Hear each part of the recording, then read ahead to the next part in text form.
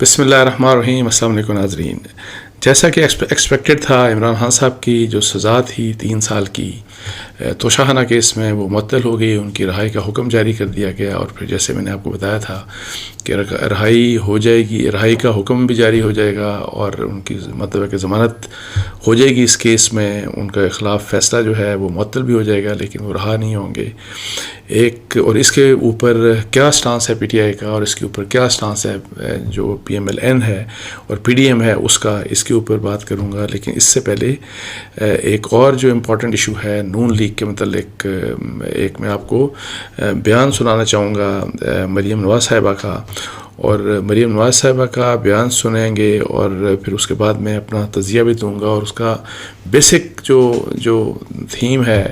وہ یہ ہے کہ دیکھیں کہ جس طریقے سے ہم کہہ رہے ہیں نا کہ جی مئی 9 کے بعد کے جو حالات پیدا ہوئے پی ٹی آئی کے لیے، تو پی ٹی آئی کے لیے الیکشن جو ہیں، آئندہ الیکشن جو ہیں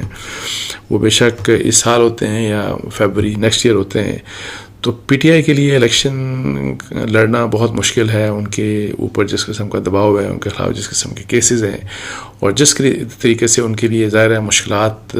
پیدا ہو چکی ہیں مئی 9 کے حوالے سے اور اس کے بعد، تو اگر ان کے لیے مشکلات ہیں تو میں آپ کو یہ بتاؤں کہ پی ایم ایل این کے لیے بھی بہت ہی زیادہ مشکلات ہیں کہ وہ الیکشن میں کس طرح جائے گی۔ یہ نہیں کہ میاں نواز شریف صاحب اکتوبر میں آتے ہیں کہ نہیں آتے، لیکن ادروائز میں آپ کو بتاؤں کہ کیوں بہت زیادہ مشکلات ہوں گی پی ایم ایل این کو اس چیز کو سمجھنے کے لیے پہلے ذرا یہ آپ ایک آڈیو ہے، ایک بیان تھا مریم نواز صاحبہ کا، اور میرا خیال ہے کہ یہ انہوں نے پی ٹی آئی کی گورنمنٹ کے دوران دیا تھا، ذرا یہ سن لیں وہ کیا کہہ رہی ہیں۔ بندہ ووٹ مانگے نا تو اس کو اندر سے بجلی کا بل لا کے دکھانا، کہنا یہ لو اپنا ووٹ، اور پھر اس کو گیس کا بل لا کے دکھانا، کہنا یہ لو جھوٹو اپنا ووٹ، پھر اس کو پیٹرول کی اور ڈیزل کی پرچیاں دکھانا اور کہنا جھوٹو بے ایمانو یہ لو اپنا ووٹ، اور پھر جو آپ کے گھروں میں کنستر ہوتے ہیں نا، کنستر جن کے اندر گھی بھی ہوتا ہے، آٹا بھی ہوتا ہے، چینی بھی ہوتی ہے، وہ کنستر، خالی کنستر، مجھے پتا ہے آٹا بھی بہت مہنگا ہے، چینی بھی بہت مہنگی ہے، گھی بھی بہت مہنگا ہے، تو میں جانتی ہوں آپ کے اوپر مشکل ہے، لیکن وہ خالی کنستر لے کے آنا اور چمچہ لے کر آنا اور خالی کنستر بجا کے ان کو دکھانا،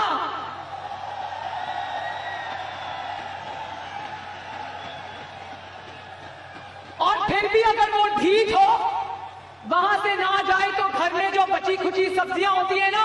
جن کی قیمتیں اب آسمان پر پہنچ گئی ہیں، ان سبزیوں کا ہار بنا کے ان کے گلے میں ڈالنا، اور پھر وہ جو انڈے 300 روپے درجن ہو گئے ہیں نا انڈے، وہ انڈے مار مار کے تحریک انصاف کو وہاں سے بتا دینا۔ آج میں وزیر آباد سے ووٹ مانگنے نہیں آئی، صرف آج میں وزیر آباد کو نواز شریف کا دور یاد کرانے آئی ہوں۔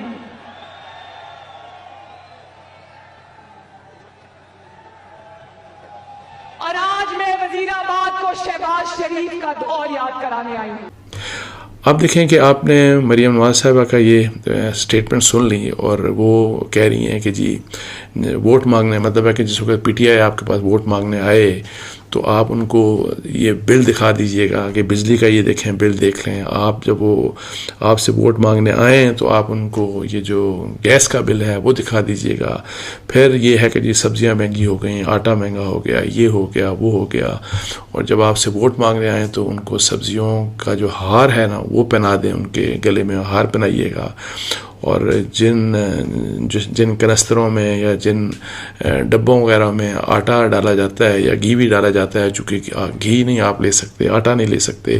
تو ان خالی ڈبوں کو جب وہ آئیں تو ان کو آپ ڈھول کی طرح بجائیے گا، ان کو مطلب ہے کہ ان کو آپ پروٹیسٹ کریے گا کہ آپ کہاں آ گئے ہیں ووٹ مانگنے کے لیے. تو یہ بات مریم نواز صاحبہ نے کی تو تھی پی ٹی آئی کے لیے, اور اس کو ظاہر ہے 2 سال ہو گیا, 2.5 سال ہو گئے, واٹ ایور.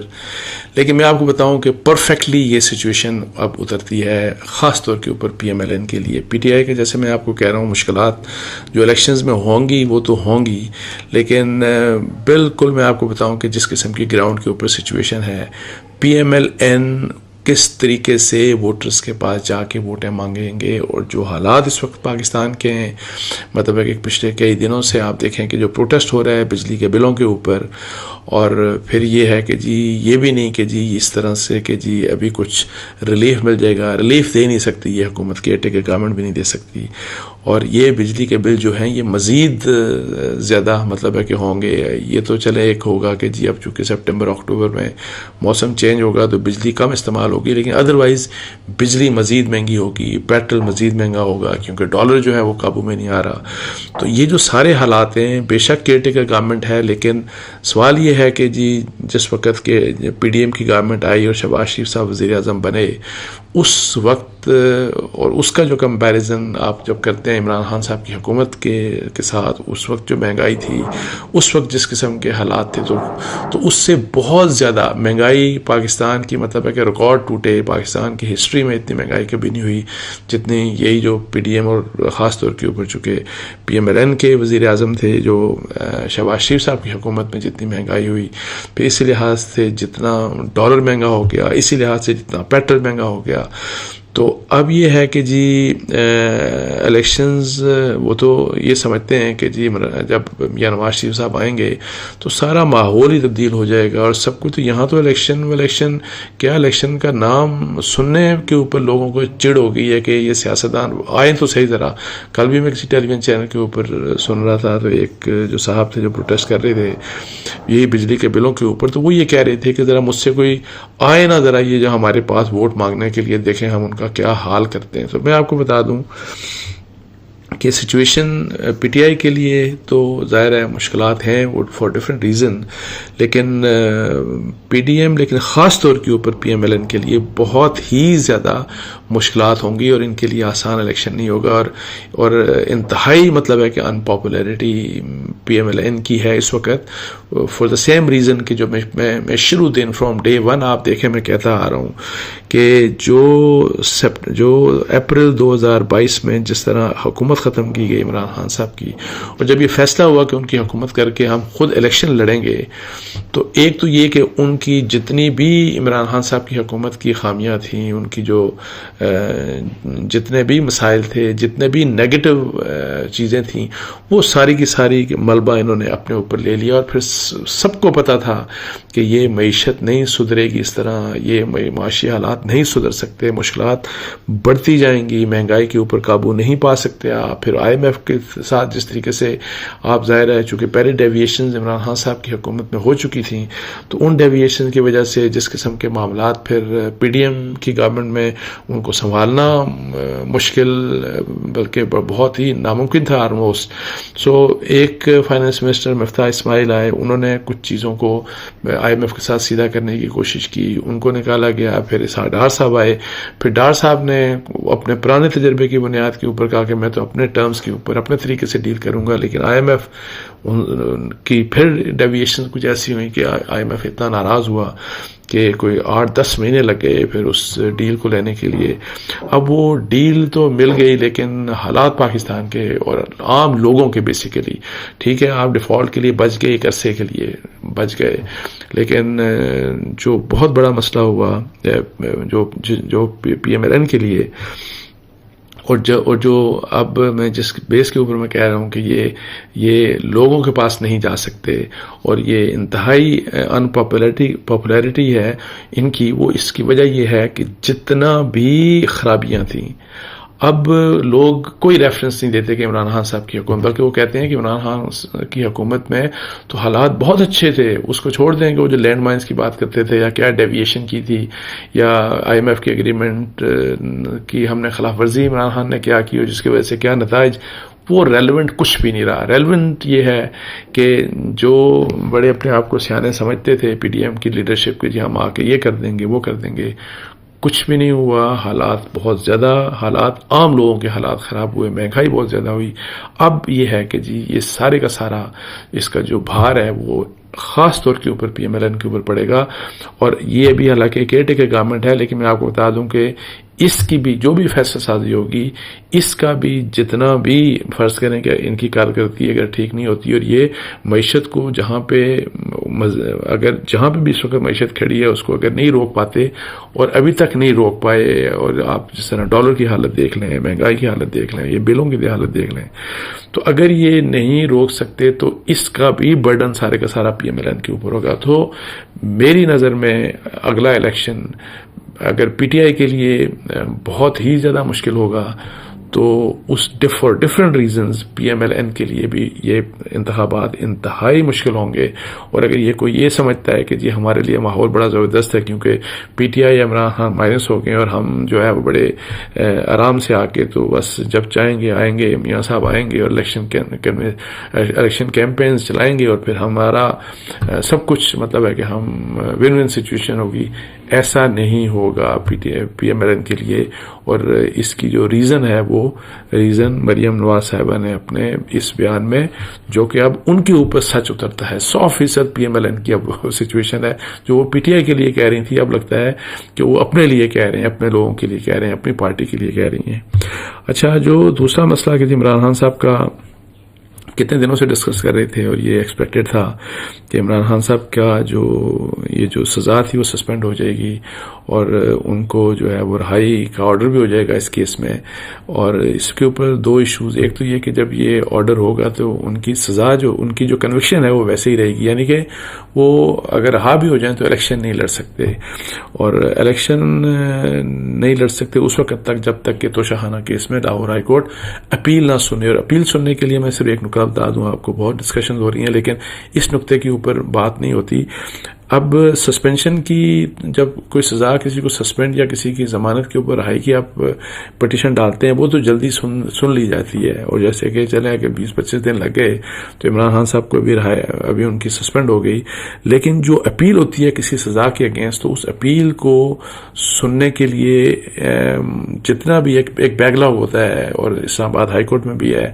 یہ 3 مہینے کا بیک لاگ ہے یا 4 مہینے کا. سو ایسا نہیں ہو سکتا کہ عمران خان صاحب کی اپیل جو ہے وہ